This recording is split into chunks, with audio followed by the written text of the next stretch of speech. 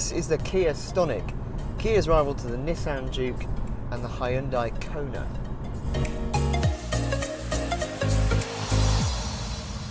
It's based on the Rio and shares its engines with the Rio and the Ceed, and originally it was only intended for Europe. It was supposed to be a Europe-only model, but the reception in Korea was so good that they're actually now going to sell it in Korea as well. It's slightly taller than the Rio, it's got a slightly higher ride height than the Rio, and like the Rio, it's front-wheel drive only. Although four-wheel drive is quite cool and sometimes quite useful, in a car this size, people just don't really need it or want it. Less than 10% of people who buy a car this size get one with four-wheel drive. So for Kia, it just wasn't worth it. So what do you get? Start with the engines first of all. There are 3 engines, 2 petrols and 1 diesel.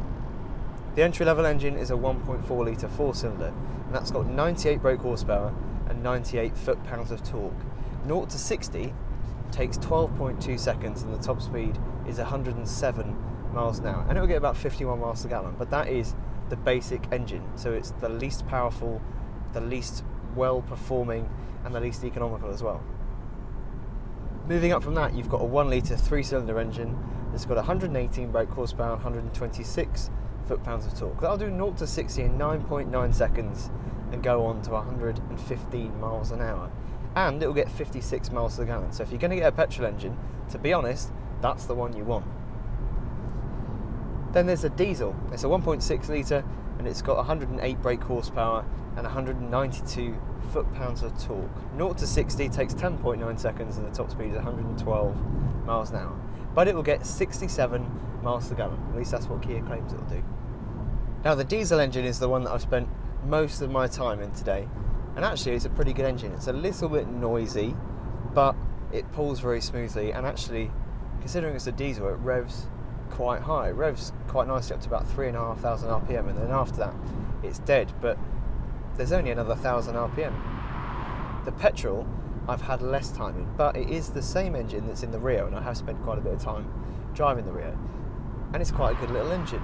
Pulls nicely almost all the way up to the red line, and you've got quite a lot of torque low down as well. It's quite a usable and fun engine. But I'm sorry to disappoint that there will never be a Stonic GT.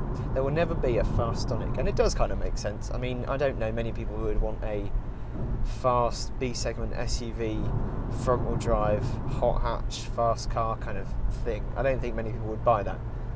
But just in case you're wondering, it's not going to happen.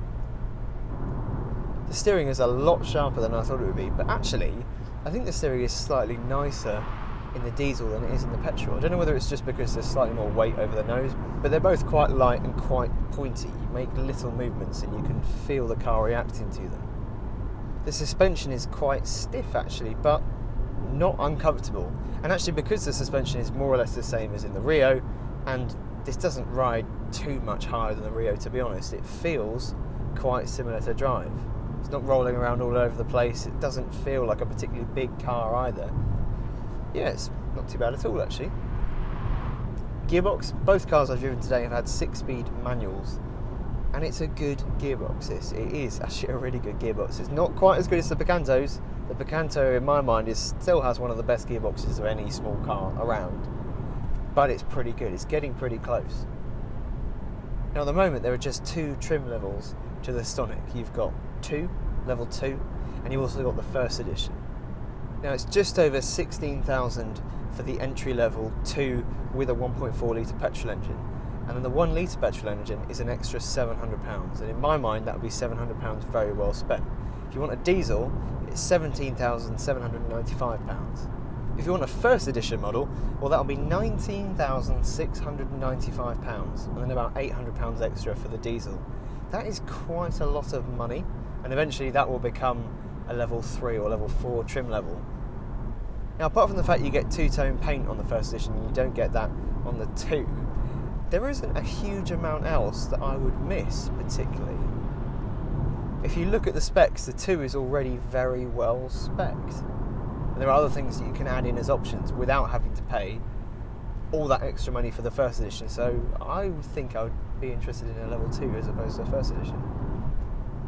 Now this has been quite a brief drive, but I will have some more time in the Stonic quite soon, and because I spent most of my time with the diesel today, hopefully when I do get to drive it again, it'll be in the 1 litre petrol. Don't forget Now don't forget to like this video, don't forget to subscribe, don't forget to comment, and don't forget to visit newmotoring.com. For now though, I say goodbye. And actually I've just remembered that I've now got a 62-mile journey, and the car I'm doing it in is a Kia Soul EV, which I know has 58 miles of range on it.